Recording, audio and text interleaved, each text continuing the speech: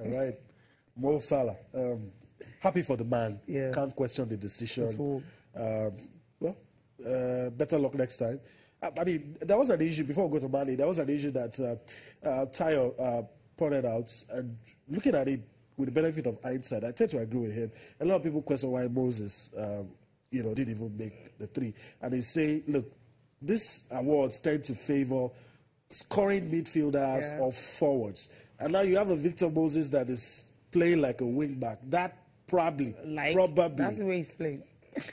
That's what probably counted against him, not because he's not in the class of this players. Or maybe this season, a little bit of injury and all. We really came close this year. Maybe because of the injury that he had, and he's not as prolific as he was. When Chelsea won the league title like 6 months ago. So this is different now. Since the season started, that consistency has not been there. Apart from he had it with the national team, but he had not really had it with Chelsea. I mean, he gets substituted, doesn't even get to play some games. At that time he had injuries and all that. The goals not coming in and all. Despite the fact that he's a wing back, so it's understandable. And Mo Salah came, as you said earlier, he came to Liverpool, and he's like a newborn Messi, and dribble 3, 4, 5 defenders and still get to score like Aaron Robben and all that. The same way, the same time.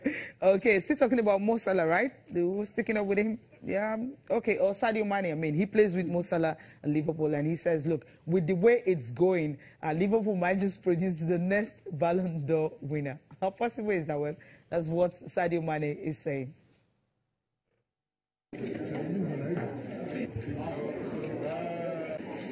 We're in the same team, and we're happy to be in the same team, and we are defending the same color, and we are happy to play together. We always enjoy to play alongside of us, and yeah, for sure, I think Liverpool gonna win the Ballon d'Or, and we are looking forward.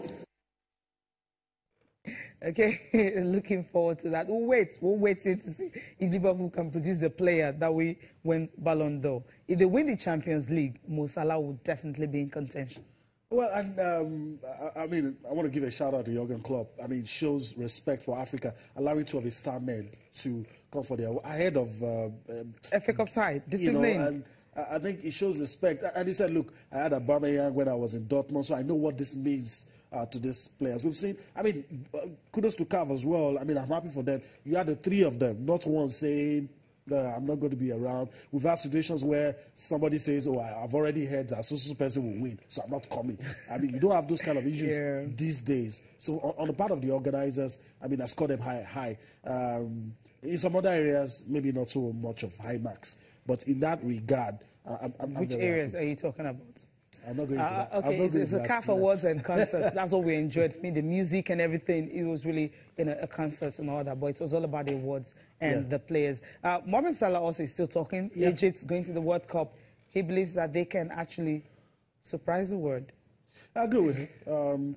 Belongs to a golden generation that have been able. Even Egypt, at the height of their powers, didn't get to the World Cup. So you have to take Mo Salah seriously. Some people say he has single-handedly changed a lot of things for Egypt.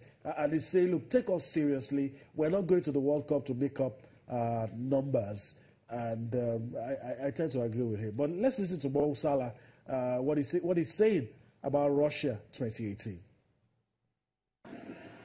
I think we have good national team, and we did very well in Africa Cup and qualification for the World Cup. We did very well, and we qualified. We deserve that.